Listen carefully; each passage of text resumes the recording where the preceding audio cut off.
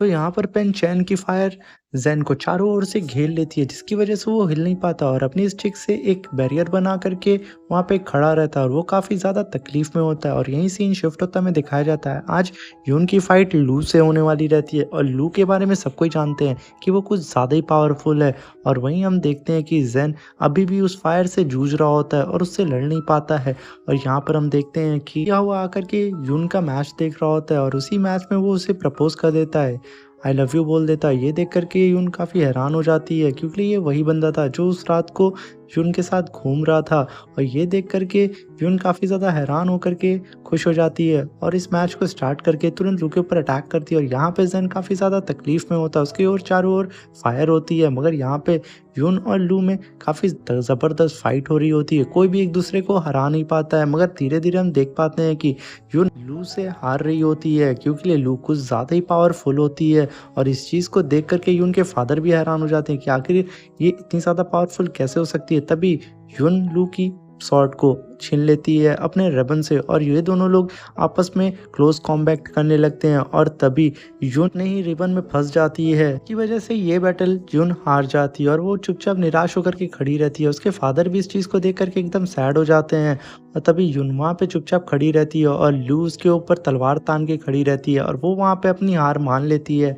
तभी उसके फादर कहते हैं आखिर ये इतनी ज़्यादा ताकतवर कैसे हो सकती है। तभी देखते हैं ज़ेन उस मैच को जीत जाता है और खूब ज़्यादा घायल हालत में अपने मास्टर के पास आता है और जैसे ही उसके मास्टर के पास आता है वो वहीं बेहोश हो जाता है। तभी सारे डिसाइबल उसे पकड़ के उठाने लगते हैं और जल्दी-जल्दी उसे रूम में लेके जाते हैं कि वो रेस्ट कर पाए। तभी यहाँ पे मास्टर यून के ऊपर काफ़ी ज़्यादा भड़क रहे होते हैं क्योंकि यून ऐसे डिसाइबल से प्यार करती थी जिसके सेक्ट को मास्टर ज़रा भी पसंद नहीं करते थे और वो कहते हैं कि आखिर कैसे हो सकता है कि मेरी बेटी उस सेक्ट के डिसाइबल से प्यार कर सकती है। इस चीज़ से वो इतना ज़्यादा भड़क जाते हैं कि तभी उनकी वाइफ कहती हैं ऐसे बच्चों के ऊपर चिल्लाते नहीं हैं, ज़रा शांत होकर के और आराम से सोचे। तब भी मास्टर उनकी एक बात भी नहीं सुनते और कहते हैं कि आखिर मेरी बेटी इतनी कमज़ोर कैसे हो सकती है और वो लूक की बच्ची आखिर इतनी ज़्यादा पावर कैसे आ सकती है उसके ऊपर और वो कौन सी सीक्रेट टेक्निक को सीख रही है और आखिर उसका मास्टर कौन है क्योंकि जहाँ तक मुझे पता है उसकी मास्टर के पास इतनी ज़्यादा पावर नहीं है कि वो इतने अच्छे से उसे ट्रेन कर पाए। यही सब बोल करके वो एकदम आग बबूला हो रहे होते हैं। तभी हम देख पाते हैं ज़ेन बहुत ही मुश्किल से अपने रूम से बाहर आता है टहलने के लिए और वो देखता है कि यून वहाँ पे बैठ के रो रही होती है। तभी ज़ेन पूछता है आखिर क्या हुआ। तभी यून बोलती है आखिर मेरे मॉम डैड को मुझसे क्या चाहिए, वो मुझसे इतनी नफरत क्यों करते हैं और वो मेरे प्यार को एक्सेप्ट क्यों नहीं कर रहे हैं। आखिर मैंने उनका क्या बिगाड़ा है। बचपन से लेके आज तक वो हमेशा मुझे डांटते ही रहते हैं, मेरी चीज़ों पे एग्री क्यों नहीं करते हैं। ये सारी चीज़ें बोल रही होती है ज़ेन से मगर ज़ेन बेचारा चुपचाप खड़ा होकर के उसे देख रहा होता है। आखिर वो भी क्या बोले, आफ्टर ऑल वो भी तो बचपन से उसे प्यार ही कर रहा होता है। अब ये प्यार होता है, दोस्ती होती है या ये भाई बहन का रिश्ता होता है, तो भाई आप ही इस पे डिसाइड करिएगा।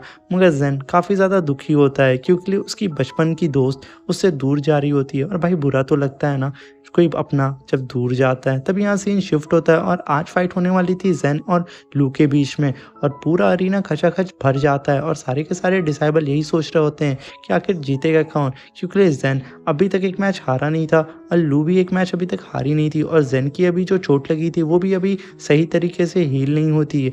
इसी वजह से सबको एकदम हैरान होते हैं कि आखिर इस बैटल को जीतेगा कौन और सारे के सारे लोग चीयर अप कर रहे होते हैं। तभी ज़ेन देखता है कि बैटल अरीना में यून नहीं होती और यून गई होती है कि हाउ का मैच देखने के लिए। इस वजह से वो और भी ज़्यादा उदास होकर के वहाँ खड़ा हो जाता है और फिर यहाँ पे मैच स्टार्ट हो जाता है।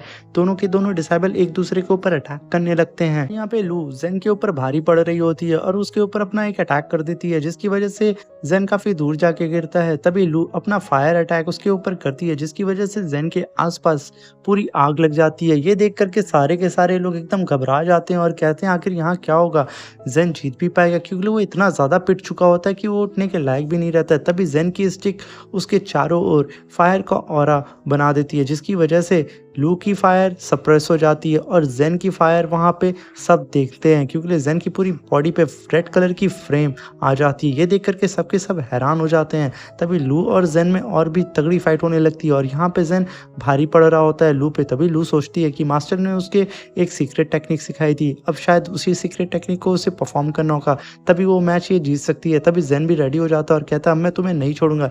लू के मुंह से काफ़ी ज़्यादा खून आ रहा होता है। तभी लू आसमान में उड़ जाती है और अपने सीक्रेट टेक्निक को परफॉर्म करने लगती है और हेवन का थंडर अपनी स्वॉर्ड में कलेक्ट करने लगती है और यहाँ पे ज़ेन भी यहाँ पे खड़ा होकर के अपनी पूरी पावर को जनरेट करके लू के ऊपर अटैक करने के लिए चला जाता है। ज़ेन अपने मन में सोचता है कि यून मेरा मैच देखने क्यों नहीं आई है, वो आखिर की हाउ का मैच कैसे देखने जा सकती है। और तभी उसकी नज़र लू की ओर पड़ती है। लू का अटैक अभी भी रेडी नहीं हुआ रहता है और ज़ेन लू के करीब पहुंच चुका होता है, मगर लू की शक्ल में उसे यून दिख रही होती है, जिसकी वजह से वो अपने अटैक को वहीं पे रोक देता है। और इस चीज़ को देख कर के सारे लोग एकदम डर जाते हैं कि आखिर ज़ेन करना क्या चाहता है। ये देख कर के लू भी एकदम हैरान हो जाती है, क्योंकि लिए ज़ेन के पास पूरा मौका होता है उसे मारने का, मगर ज़ेन की शक्ल में उसे लू दिख रही होती है। और तभी लू का अटैक सीधे आकर के ज़ेन को लग जाता है और लू इस अटैक को रोक नहीं पाती, क्योंकि उसके अटैक को उसे रोकना नहीं आता था।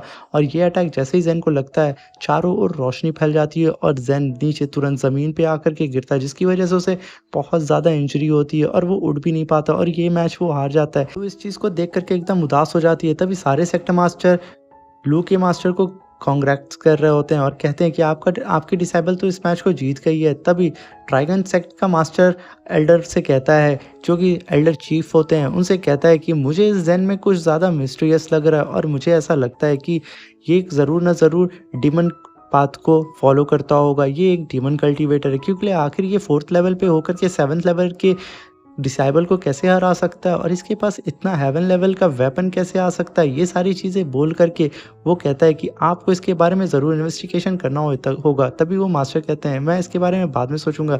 तभी ज़ेन चुपचाप लेटा होता है और तभी उठ करके वो जंगल की ओर टहलने के लिए निकल जाता है और तभी पीछे से ब्रदर शॉन्ग आता